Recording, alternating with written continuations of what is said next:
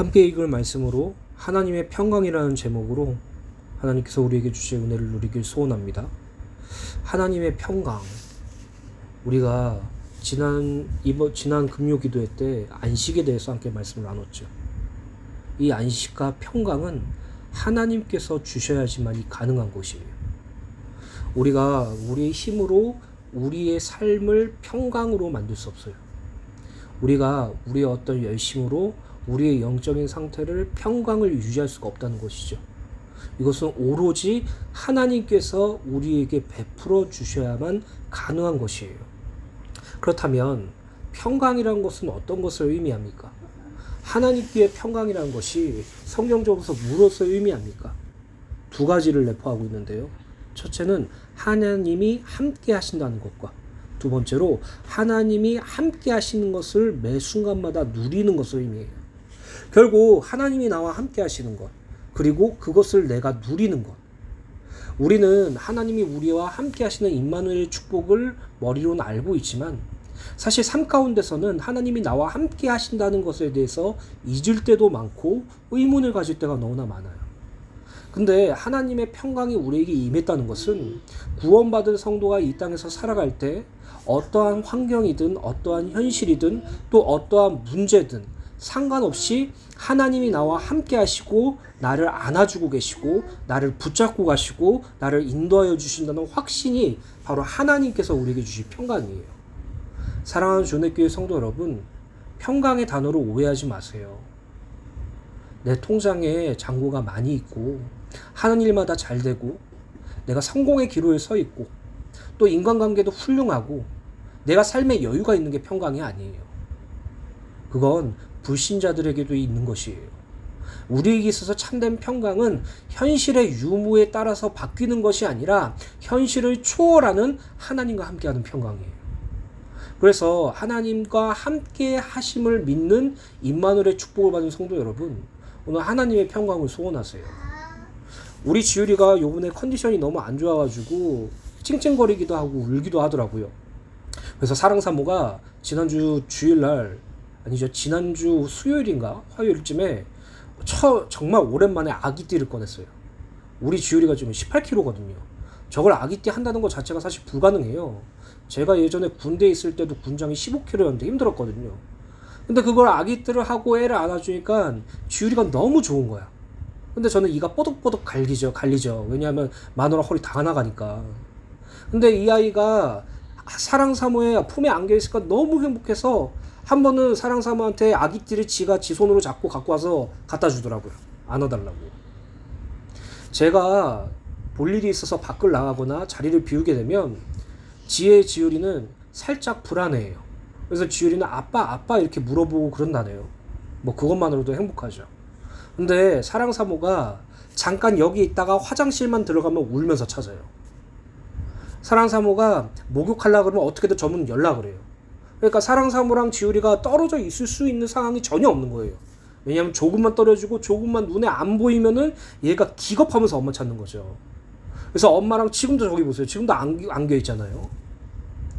하나님의 평강이 바로 이런 개념이에요. 내가 원하는 거예요. 하나님과 함께함을 날마다 소원하는 거예요. 그분이 내 삶에 실질적으로 주관하고 계시고 나를 붙잡고 계신다는 사실을 믿는 것이에요. 그분이 나를 안아주신다는 것을 느끼는 것이에요. 그게 바로 하나님의 평강이에요. 그렇다면 우리는 이 말을 가지고 한 가지의 안타까운 사실을 알 수 있죠. 그것이 무엇이냐면 하나님이 나와 함께 하심을 믿지만 임마누엘의 축복을 믿지만 하나님의 평강이 우리에게 없다는 거예요. 그 이유, 현실 속에서 우리는 하나님을 안 찾잖아요. 문제 속에서 우리가 하나님께 부르짖지 않잖아요. 그 문제 속에 빠져있지. 그 현실 속에 빠져있지. 너무 힘들면 하나님의 이름을 부르긴 하지만 그 문제와 현실과 어려움 속에서 실질적으로 하나님이 나와 함께 하시는 그 기쁨과 행복감을 느끼지 못하잖아요. 그래서 구원받은 우리 성도 여러분, 우리 지원의 교회 성도 여러분, 오늘 하나님의 평강이 여러분의 마음과 생각을 지키는 은혜가 있게 되시길 간절히 축원드립니다. 하나님의 평강이 여러분들에게 임하는 은혜가 있게 되시길 간절히 축원드립니다. 본문 말씀은 빌보 교회의 불화의 원인이 되었던 두 인물, 곧 유오디아와 순두개의 이름을 거론하면서 주 안에서 같은 마음을 품으라고 권면하고 있죠. 그리고 빌립보 교회는 향하여 아무것도 염려하지 말고 항상 기뻐하고 감사하며 하나님께 간구하는 생활과 성도들이 마땅히 힘써야 할 기본적인 덕목들을 제시하며 그것을 실천하도록 권면하고 있어요. 오늘 이 말씀을 통하여서 저와 여러분들이 하나님의 평강에 임하게 되시길 간절히 축원드립니다. 이 말씀이 배우는 강의가 아니라 하나님의 은혜를 누리는 말씀이 되길 예수님의 이름으로 간절히 축원드립니다. 그럼 첫 번째로 주님 안에서입니다. 본문 말씀 빌립보서 4장 2절 말씀을 읽어드리겠습니다. 내가 유오디아를 권하고 순두개를 권하노니 주 안에서 같은 마음을 품으라. 본문 2절을 보면 바울은 내가 유오디아를 권하고 순두개를 권하노니 주 안에서 같은 마음을 품으라 라고 말하고 있죠.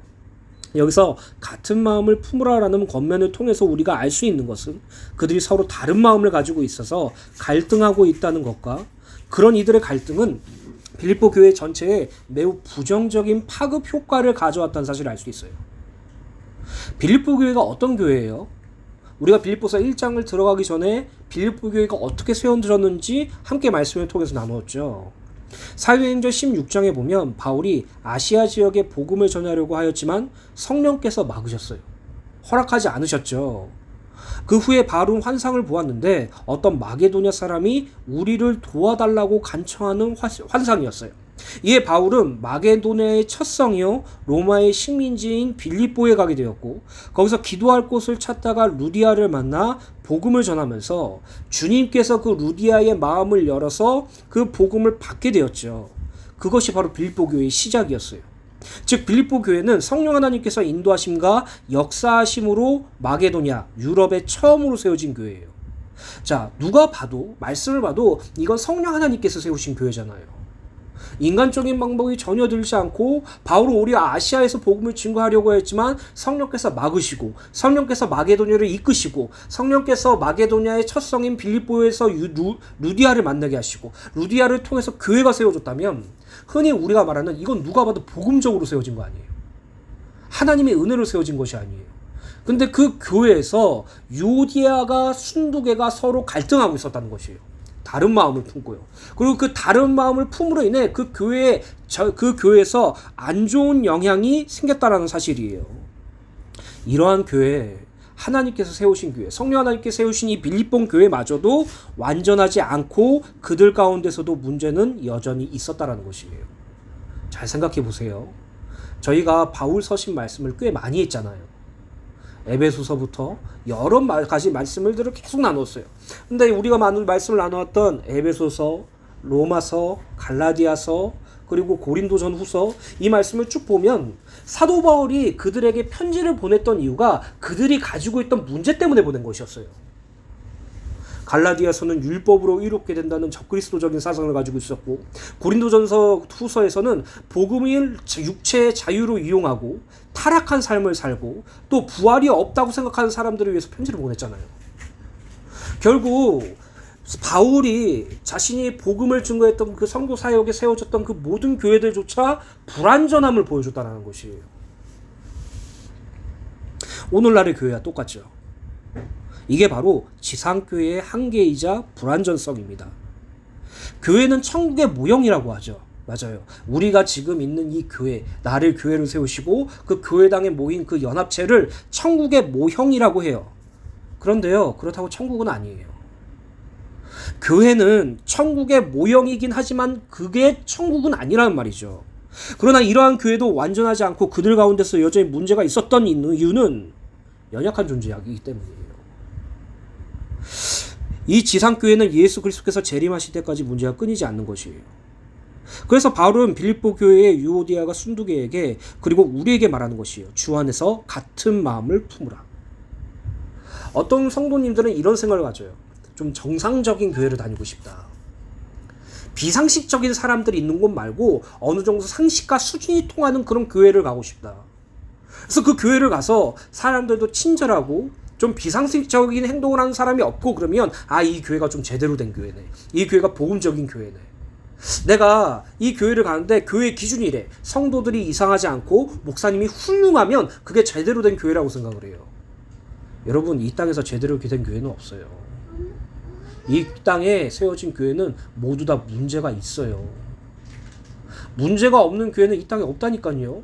이 교회는 전혀 문제도 없고 이 교회는 정말 완벽하고 이 교회는 정말 복음적인 교회다라고 있는 사람이 생각하시는 분이 있다면 저한테 말씀해 보세요. 그 교회에 시간 지나면 항상 문제가 생겨요. 그렇다면 하나님께서는 왜 이 지상교회에 문제를 그대로 내버려 두셨을까요? 왜 이 지상교회에 트러블이 있게 만드셨을까요? 왜 저 사람은 저런 행동을 하지? 왜 저 사람은 저 교회에서 저런 행패를 부리지? 왜 목사님은 저런 말을 하지? 왜 목사님은 저런 실수를 하지? 이런 느낌이 들게 만드냐니까요. 사람 바라보지 말라는 것이에요. 너무나 더 간단한 것이에요. 이 지상교회에서 불완전성과 연약함을 깨닫고 함께 예수 바라보라는 것이에요. 그리고 우리가 이 땅에 완성될 교회, 곧 하나님의 나라에 완전히 들어갈 때 영원히 그리스도 예수와 사는 것을 소망하도록 만든 것이에요.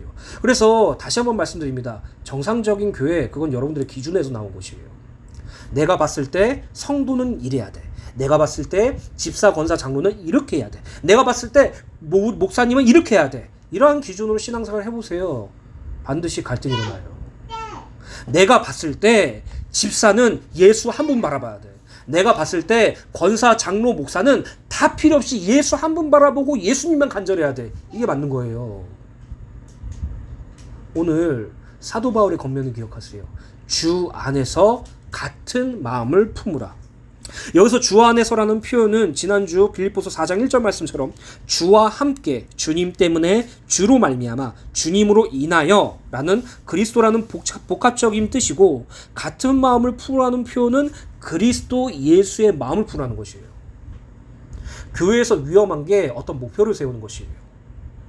그 목표로 같은 마음을 품도록 유도하는 것이에요. 실질적으로 교회 안에 목표가 있고 교회 안에 가시적인 목적이 있다면 그대로 가도 돼요.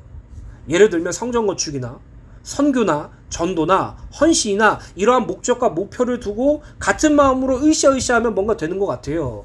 근데요, 성경은, 그리고 구원받은 성도는 같은 마음을 품을 그 근본은 예수 한 분밖에 없어요.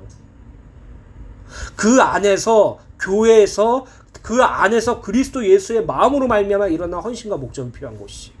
그냥 오늘날의 교회는 예수 그리스도의 마음을 품는 것보단 어떤 교회의 목적과 목표가 더 뚜렷해요. 사도 바울은 표대를 잡으러 달려간다고 그랬죠. 그 표대는 무엇입니까? 중생의 구원과 성화의 구원이라고 말씀드렸죠. 근데 대부분의 교회는 표대는 중생의 구원과 성화의 구원이 아니에요. 인간적인 어떤 목표가 더 큰 뿐이죠.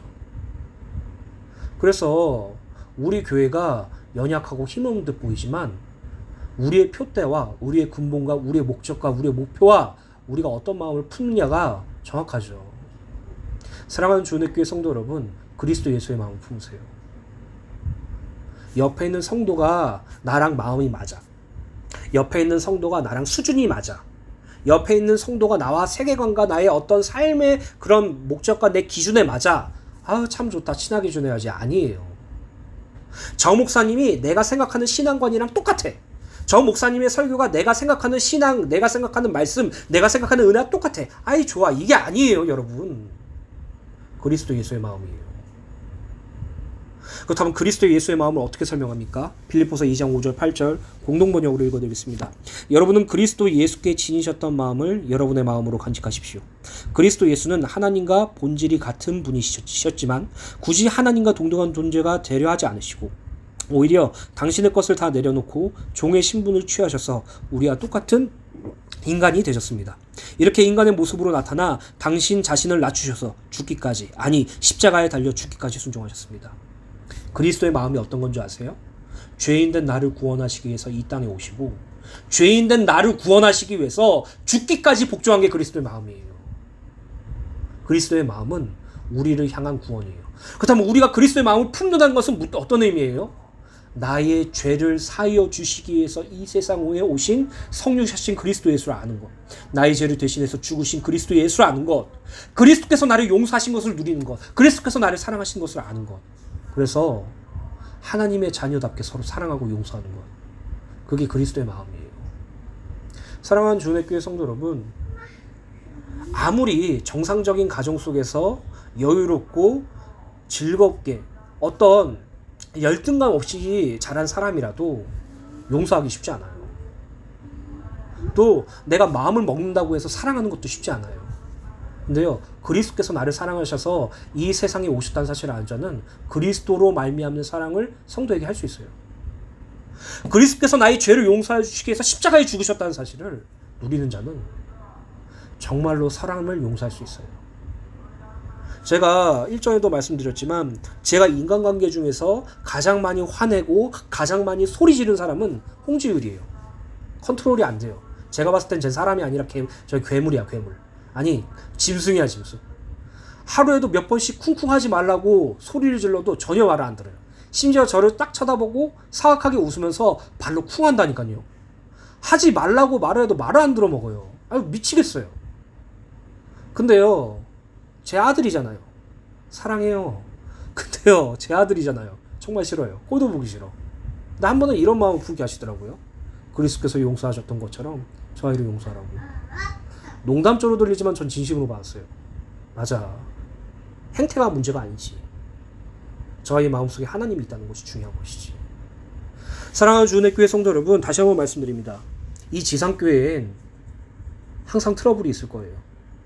항상 문제가 있을 것이에요. 여러분들이 생각하는 완벽한 기준의 교회는 단 하나도 없어요. 있다고 해도 그건 여러분들의 기준일 뿐이에요. 그렇기 때문에 교회 안에서 갈등이 생기죠. 교회 안에서 문제가 생기죠. 교회 안에서 어려움이 생기죠. 갈등의 대상을 정죄하지 말고 문제의 옳고 그름을 따지지 않고 하나님께 기도하세요. 그리스도 예수 안에서 같은 마음을 품을 수 있게 도와주세요.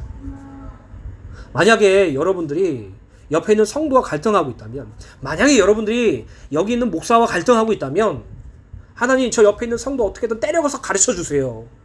제가 틀렸고 내가 맞다는 걸 보여주세요. 하나님, 저 목사님한테 하나님께서 좀 고난이라도 주셔가지고 좀 바뀌게 해주세요. 이런 말도 안 되는 기도하지 마세요. 다 같은 하나님의 종이에요. 넘어지고 세우시는 분은 하나님 한 분의 주권이에요. 그렇기 때문에 우린 기도를 바꿀 거예요. 하나님, 저에게, 그리고 제 옆에 있는 성도에게, 저 목사님에게 주 안에서 같은 마음을 품게 하여 주시옵소서. 함께 기도로 연합하는 은혜가 있게 되시길 예수님의 이름으로 간절히 축원드립니다. 계속해서 빌립보서 4장 3절입니다. 또 참으로 나와 멍에를 같이 한 내게 구하노니 복음에 나와 함께 인쓰던 저 여인들을 돕고 또한 글레멘드와 그 외에 나의 동역자들을 도우라. 그 이름들이 생명책에 있느니라. 저는 개인적으로 이 말씀에 무척 많은 은혜를 받았거든요. 그 이유는 3절에 바울이 나와 함께 멍에를 같이 한 내게 구하노니라고 기록되어 있어요. 바울도 멍에를 맺고 빌립보 교회 성도들도 멍에를 맺다는 것이죠. 이 멍에는 어떤 것을 의미합니까? 이 멍에는 문자적 의미로 보면 밭을 갈 때 쟁기 등을 연결하여 짐승의 어깨에 고정시키는 기구를 말해요. 보통 소 한 마리만 착용할 수 있는데 멍에를 사용할 수 있는 멍에를 사용하지만 더 큰 힘을 얻기 위해서 두 마리 소가 동시에 밭을 갈게 하는 더 큰 멍에를 쓰기도 해요. 바울이 말하고 있는 멍에는 두 마리 소가 같이 가는 멍에를 의미해요. 그런데 이 두 마리 소가 함께 멍에를 메고 밭을 똑바로 갈기 위해서는 보조를 정확하게 맞춰야 하죠. 따라서 소들에게는 인내가 필요하고 소들에게는 서로의 기준이 필요하고 때로는 아픔을 견뎌야 한다는 것이에요. 그러나 이 두 소가 힘을 합쳐서 협력하며 각각의 소가 할 수 있는 일을 합친 분량보다 몇 배나 더 힘든 일도 해낼 수 있어요. 이것이 바로 멍에를 같이 하라라는 문자적인 의미예요. 결국 사도 바울과 빌립보 교회 성도들 함께 멍에를 맨 자들이라는 것이죠. 저와 여러분들, 성도님들과 저는 함께 멍에를 맨 자들이라는 것이에요. 이 멍에는 무엇을 뜻해요? 그냥 어려움을 뜻하는 건가요? 밭을 가니까 고난을 뜻하는 건가요? 이 멍에에 대한 성경적인 의미는 어떤 것을 의미합니까? 마태복음 11장 28절입니다. 28절부터 30절입니다. 수고하고 무거운 짐진 자들아 다 내게로 오라. 내가 너희를 쉬게 하리라. 나는 마음이 온유하고 겸손하니 나의 멍에를 메고 내게 배우라. 그리하면 너희 마음이 쉼을 얻으리니 이는 내 멍에는 쉽고 내 짐은 가벼우니라. 예수님께서 선언하셨어요. 예수님께서 선포하셨어요. 수고하고 무거운 짐진 자들아 다 내게로 오라. 내가 너희를 쉬게 하리라. 너무나도 은혜로운 말씀이죠. 근데 예수님이 또다시 말씀하셨어요. 내가 나의 멍에를 너에게 지워주겠다. 이 멍에가 바로 사도 바울이 말하는 멍에예요. 여기서 수고하고 무거운 짐이란 사탄이 우리에게 지은 죄의 짐을 뜻해요. 예수님께서는 이 짐을 진 자들에게 내게로 오라 내가 너희를 쉬게 하리라 말씀하셨죠. 예수 그리스도께서 우리의 짐, 사탄이 지은 죄의 짐을 당신이 직접 지시고 십자가에 죽으셨죠. 그러므로 우리는 참 안식, 쉼을 얻게 된 것이에요. 그래서 예수님께서 수고하고 무거운 짐, 곧 사탄이 지은 죄의 짐을 지은 죄인된 우리를 부르시는 게 너무나도 당연해요. 왜요? 그 짐을 예수님이 대신 지실 거니까. 그 짐을 대신해서, 그 죄를 대신해서 예수님께 십자가에 죽으실 것이니까. 그래서 죄인은 예수님께 반드시 가야 돼요. 죄인이 쉼을 얻을 수 있는 방법은 예수밖에 없어요. 우리가 이 땅에서 쉼을 얻을 수 있는 유일한 분은 예수 한 분밖에 없어요. 불신자들이 죄인의 짐을 지고 있을 때 그들이 참된 평안과 안식을 얻을 수 있는 사람은 예수 한 분밖에 없어요. 그래서요, 여러분 날마다 예수께 나아가셔야 돼요. 불신자들에게 수고하고 무거운 사탄이 지은 죄의 짐을 지고 허덕이고 있는 자들에게 그들의 외면만 보지 마시고 그들의 죄의 짐을 짓고 있는 그들의 내면을 보시고 그들을 예수께로 인도하세요. 그들에게 참된 쉼을 얻도록 함께 기도하시는 예수님 은혜가 있게 되시길 예수님의 이름으로 간절히 축원드립니다. 또한 예수님께서는 나의 멍에를 메고 내게 배우면 너의 마음이 쉼을 얻을 것이고 나의 멍에는 쉽고 가볍다고 말씀하셨어요. 예수 그리스도께서 우리에게 허락하신 멍에는 당신의 가르침을 핵심하는 비유하는 표현으로 예수 그리스도의 구속적 은혜에 근거한 믿음으로 말미암은 구원의 의미예요. 이 멍에는요, 예수 그리스도를 믿음으로 말미암아 오는 구원을 의미해요. 그래서 쉽고 가벼운 것이에요. 당시 이 말씀을 배경을 보면 유대 율법자들은, 유대 종교 지도자들은 율법을 지킴으로 말미암아 자기가 쉼을 얻을 수 있다고 생각했어요. 근데 예수님은 그렇게 말씀하지 않으셨어요. 그것은 율법으로 해결할 수 있는 짐이 아니다. 너희들이 지고 있는 사탄이 지은 그 죄의 짐은 나로 말미암아 가능하다. 그리고 내가 너에게 멍에를 매게 할 거다. 그 멍에는 무엇이냐면 쉽고 가벼운데 곧 예수 그리스도를 믿는 믿음으로 말미암아 얻은 구원. 내가 받은 구원이 예수님을 믿음으로 말미암아 오는 이신득의 그 멍에다라고 말하고 있는 것이에요. 예수 그리스도께서 우리에게 허락하신 멍에는 당신의 가르침을 예수 그리스도께서 우리에게 허락하신 그 멍에는 바로 그리스도 예수를 믿는 구원, 그 의신득의 멍에를 의미하죠. 정리하자면 바울은 빌립보 교회 성도들에게 우리들은 사탄이 지은 죄의 짐을 예수 그리스도 앞에 놓아 참 안식을 회복한 존재들이고 그뿐만 아니라 우리는 예수 그리스도를 믿음으로 말미암은 구원, 이신득의 멍에를 함께 맨 존재가 아니냐. 그러니 복음으로 함께 유오디아와 순두개를 도우라. 그의 여인들은 복음을 위하여 수고하였고 나의 동역자들이며 그 이름이 생명책에 기록되어 있는 하나님의 시민권자다라고 권면하고 있어요. 우리가 옆에 있는 성도들을 도울 수 있는 근본적인 이유가 뭔지 아세요? 함께 멍에를 맺기 때문이에요. 이 멍에는 무엇인 줄 아세요? 그리스도 예수를 믿는 믿음이에요. 우리가 이 땅에 살면서 옆에 있는 성도들이 문제가 생겼어. 옆에 있는 성도들이 어려움이 생겼어. 그때 우리는 잘해주려고 하죠. 열심히 하려고 하죠. 도와주려고 하죠. 사실 그것도 맞는 것이에요. 근데 그거의 근본은 하나예요. 그리스도 예수를 믿는 믿음의 멍에를 함께 맨 자들이기 때문이에요. 우리는요, 유대감이 형성된 그런 공동체가 아니에요. 인간적인 관점의 어떤 하나의 목표를 가지고 같이 가는 연합체가 아니에요. 우리는 믿음의 공동체예요. 복음 공동체예요. 그리스도 예수를 믿는 믿음으로 연합된 존재라고요. 그리스도 예수를 믿는 것으로 함께 멍에를 맨 존재예요. 그래서 옆에 있는 성도들이 실수해도 괜찮아요. 왜요? 그 멍에는 변하지 않으니까. 그 사람이 문제를 일으켜도 괜찮아요. 왜요? 그 사람이 그리스도 예수를 믿는 믿음은 변하지 않으니까. 내가 예수 그리스도를 믿는 믿음이 함께 이 멍에를 신 자들이기 때문에 같은 방향으로 갈 수 있는 것이에요. 근데 우리는 어때요? 내 기준에 안 맞으면 싫어하죠. 어떻게 집사가 저럴 수 있지? 어떻게 장로가 저럴 수 있지? 어떻게 목사가 저럴 수 있지? 내 안에 기준되어 있는 신앙의 관습으로 그 사람을 평가하고 저 사람은 복음 못 깨달았어. 저 사람은 한참 못 깨달았어. 저 사람은 정말 문제 당해야 되라고 정죄하고 있지 않냐고요. 그게요, 사실 하나님 앞에 자범죄 짓는 것이에요. 그 사람을 구원하고 그 사람을 위해서 죽으시고 부활하신 예수님의 구원 사역을 무시하는 거라고요. 하나님이 그 사람을 이끌어가신 그 인도하심을 조롱하는 것이라고요. 오늘 다시 한번 말씀드립니다. 우리는 예수 그리스도를 믿는 믿음으로 말미암은 구원, 곧 이신득의 멍에를 함께 맨 자들이에요. 부족해요? 상관없어요. 믿음은 부족하지 않기 때문이에요. 연약해요? 상관없어요. 믿음의 근원이자 완성자이신 예수께서 그분과 함께 계시기 때문에. 실수했어요? 그 사람이 나한테 패를 끼쳤어요? 상관없어요. 우리는 이신득의 멍에를 맨 자들입니다.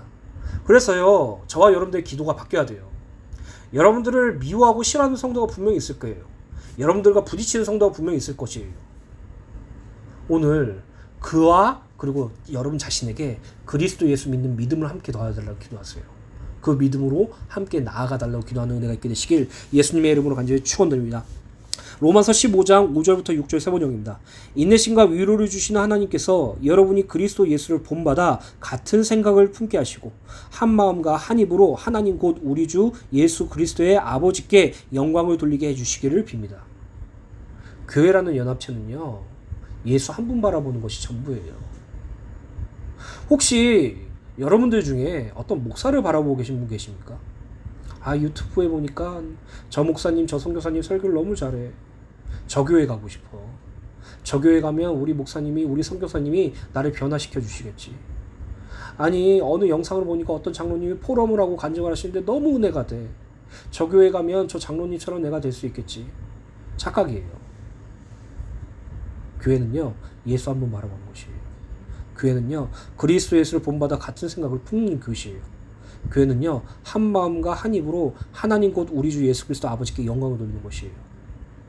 그것을 놓치지 마시길 예수 간절히 축원드립니다. 빌립보서 4장 4절부터 5절입니다. 주 안에서 항상 기뻐하라. 내가 다시 말하노니 기뻐하라. 너희 관용을 모든 사람에게 알게 하라. 주께서 가까우시니라. 본문 4절에 바울은 주 안에서 항상 기뻐하라 라고 권면하죠. 이것은 주님 때문에 주님으로 인하여 기뻐하라는 의미를 지녀요. 이 기쁨은 세상이나 자기 자신으로부터 생성되는 기쁨이 아니죠. 주님만이 주실 수 있는 기쁨이에요. 주님 때문에 오는 기쁨이에요. 오늘날 많은 성도들이 오해하고 착각하고 있어요. 늘 드리는 말씀이지만 예수 믿고 교회를 다녀서 세상적인 기쁨과 행복을 요구하는 성도들이 너무나 많아요. 내가 예수 믿는 이유가 나에게 어려움이 안 생기기 위해서예요. 내가 예수 믿는 이유가 우리 가정이 회복되기 위해서예요. 매일 싸우고 갈등하는 부모 자식 간의 그런 문제, 부부 간의 문제가 해결되는 마음으로 교회를 다녀요. 그리고 그게 해결될 기미가 보이면 기뻐요. 내가 교회를 다니는 이유가 내 경제가 회복되기를 기다리는 마음으로 교회를 다녀요. 내가 예수 잘 믿고 헌금도 잘하고 내가 신앙생활 열심히 하면 하나님께서 언젠간 나를 풀어주시겠지. 내 인생을 좀 풀어주시겠지.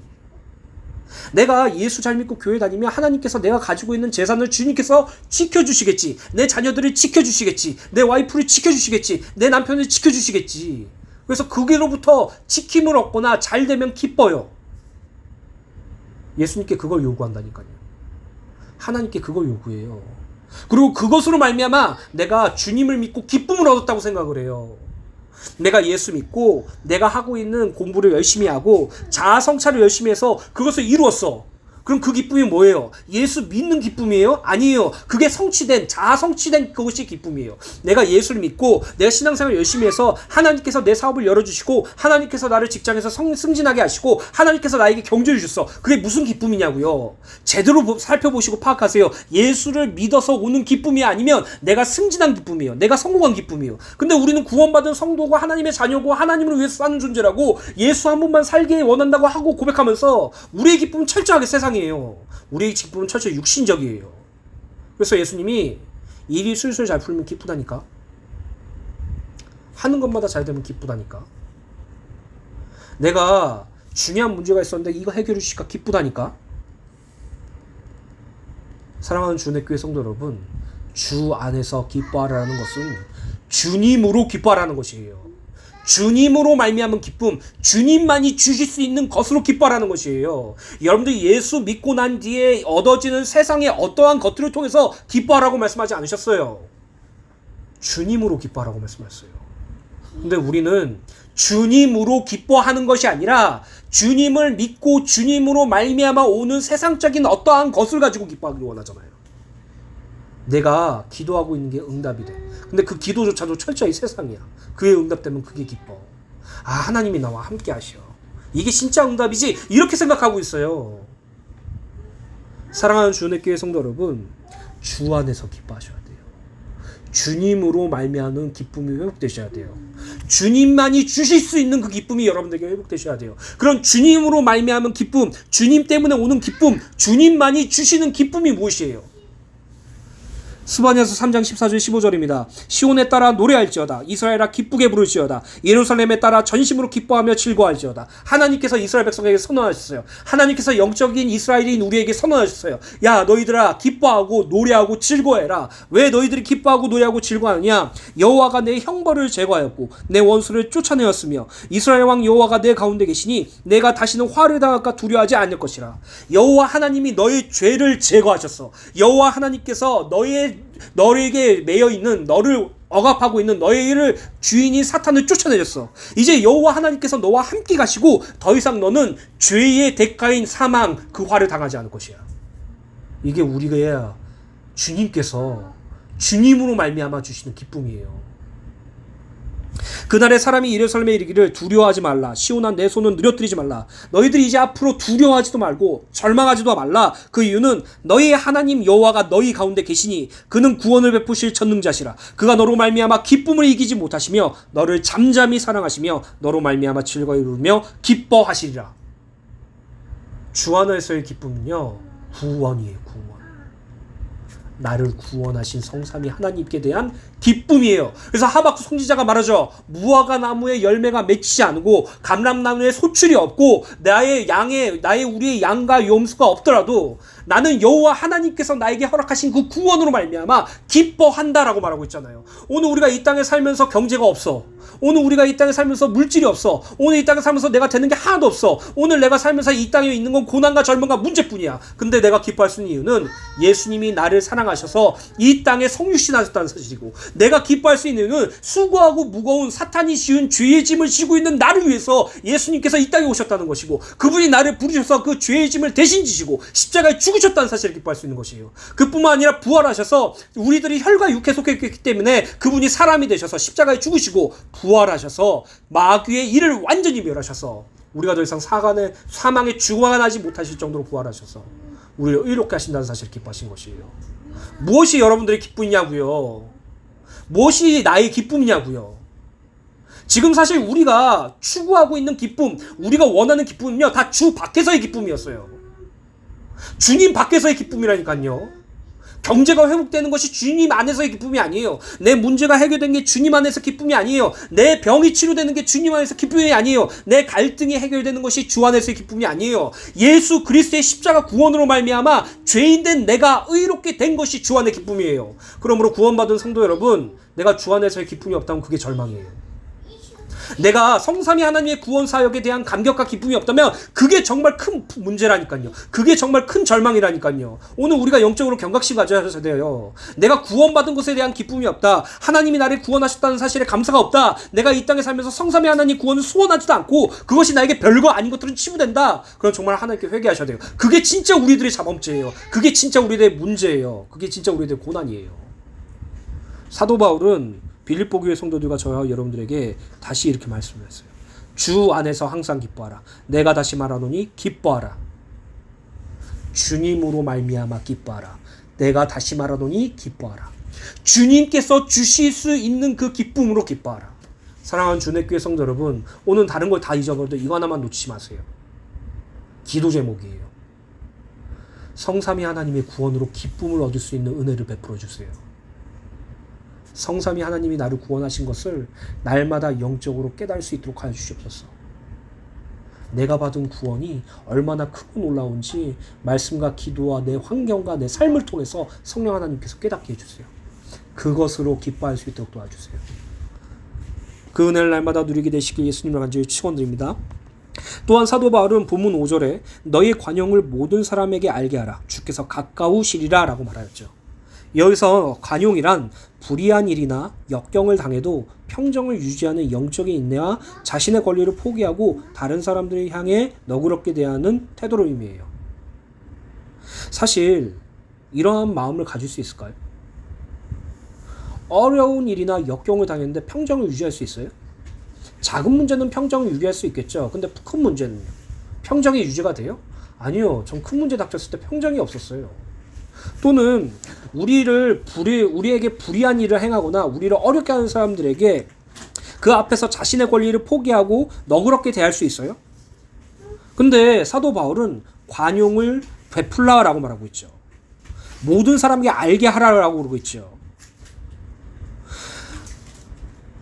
이렇게 관용을 베풀 수 있는 이유는 주님께서 오실 날이 가까이 왔기 때문이에요. 예수 그리스도께서 오실 날이 가까이 왔기 때문에 관용을 베풀 수 있다는 것이에요.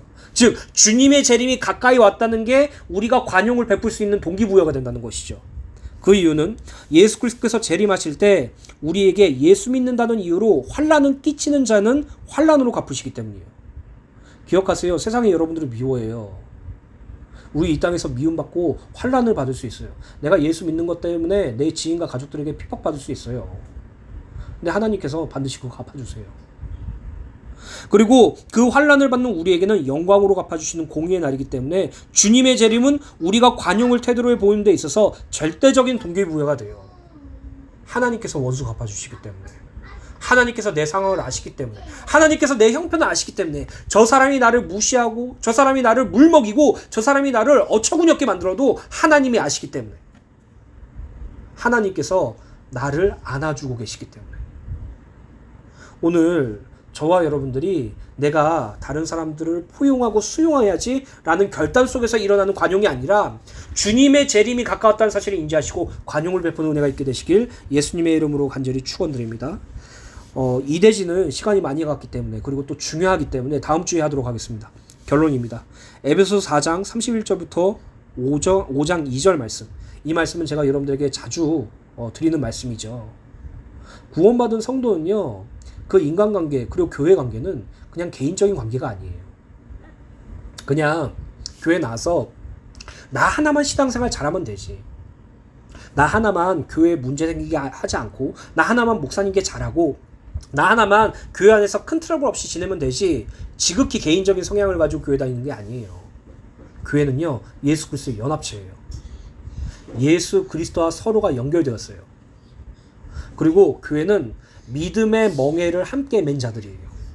그리스도 예수를 믿는 그 이신득의 멍에를 미고 간 자예요. 교회는요, 주 안에서 같은 마음을 품는 자의 연합체예요.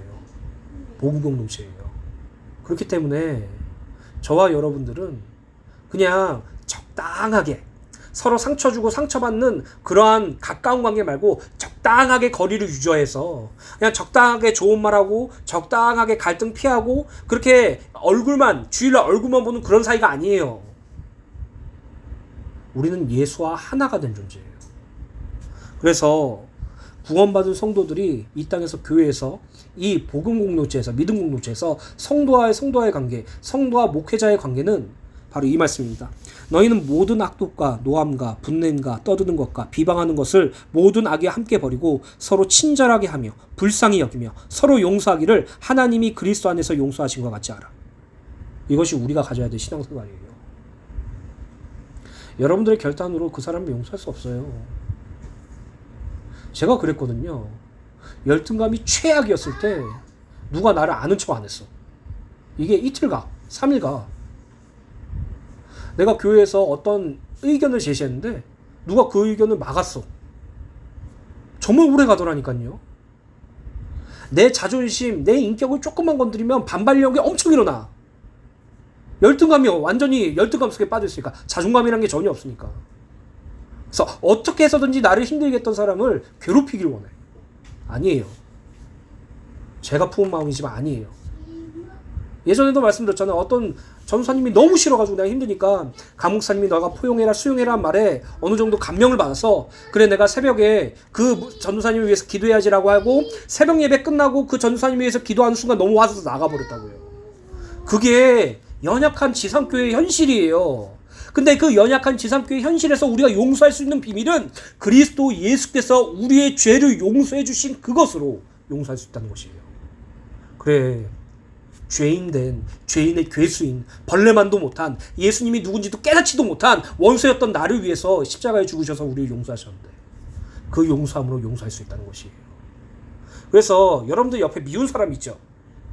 여러분들이 힘들게 하는 사람 있죠? 신자든 불신자든 상관없이 여러분들 억압하게 해서 여러분들이 정말 머릿속에 정말 극단적인 어려움이 찾아오게 하는 대상이 있죠? 기도하세요. 그리스도께서 용서하신 것처럼 내가 저 사람을 용서할 수 있게 해달라고 해요. 그러므로 사랑을 받는 자녀같이 너희는 하나님을 본받는 자가 되고 그리스도께서 너희를 사랑하신 것 같이 너희도 사랑 가운데서 행하라. 그는 우리를 위하여 자신을 버리사 향기로운 제물과 희생 제물로 하나님께 드리셨느니라. 같은 거예요. 도저히 저 사람을 사랑할 수 없어. 도저히 저 성도는 사랑할 수가 없어. 저 사람을 보면 호감이 아니라 매우 분노만 일어나. 그때 기도하세요. 나를 위해서 제물이 되실 정도로 사랑하신 예수 그리스도께서 나에게 은혜를 베풀어 주셔서 그 사랑으로 성도를 사랑할 수 있게 해주세요.